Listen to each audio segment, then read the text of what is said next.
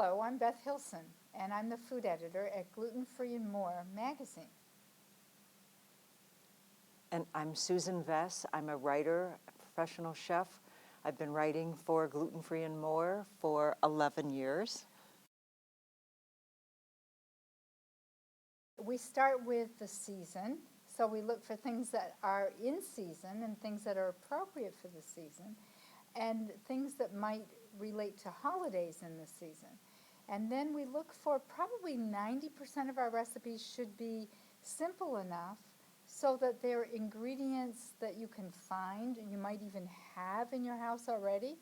And then we want to tease you to try something a little bit different. So we might offer something a little bit new and unique, but it would be kind of the, okay, try it, just have fun with it, something you might not know about gluten-free cooking.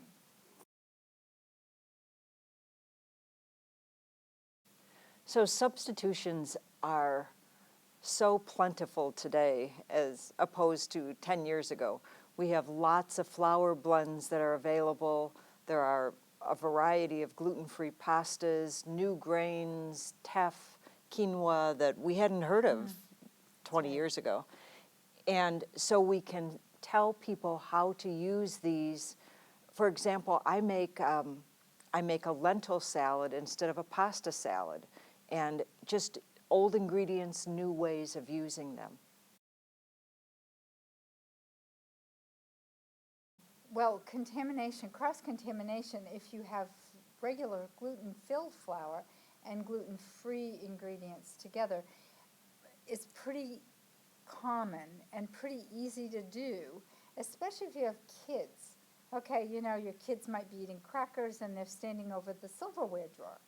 Or they're feeding little Joey a gluten-filled cracker because they don't really think about what's gluten-free and what's not. So if you've got young children, you need to do things that are more age appropriate, like stickers and cupboards that are reachable for the kid who is gluten-free.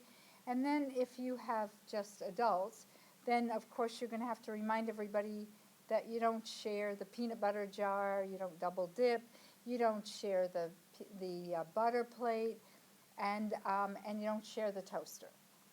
But other than that, most everything is workable, everything is labeled. So if you've got gluten-filled rolls, you're going to pack those and label them in a separate place from the gluten-free rolls.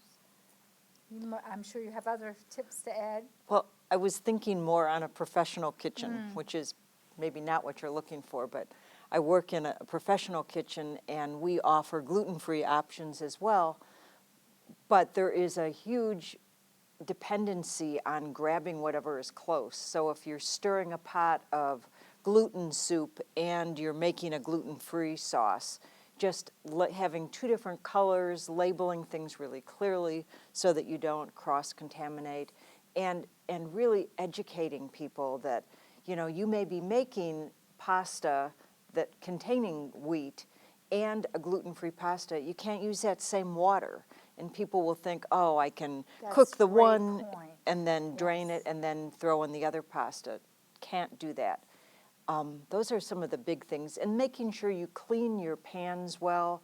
And I know for me, I would not use the same sponge that I used on one thing for a gluten-free. So I'm always looking and thinking of new recipes. It's my favorite thing to do. And Beth will call and say, I want 5 recipes on beets. And it's just fun for me to get in the kitchen and play and see what works together. In this last issue, we made a beet cheesecake, a beet and cacao cheesecake, because I needed one more beet recipe, so I love to play with flavors. And one of the other recipes for the marinated roasted chickpeas, I loved that feta cheese that you used to get in a jar of olive oil that I can't eat anymore. And I thought about how I could recreate that. And so roasting the chickpeas and then putting the spices and adding them in this vinaigrette You get the mouthfeel, you get the protein, you get the flavor. It was amazing. Well, and from my standpoint as the food editor, we have lots of good friends who are food writers, and so we get to know each other, and we use people over and over and over because we know their strengths. So, of course, I would call on Susan to do a beet article for us, and I might call on somebody like Mary Capone to do a baking article for us, or Dee Kittle, who runs one of the wonderful bakeries that we love. And she does dairy-free and she does egg-free as well. And so I might call on her when I want to have a bakery or a baked goods article done.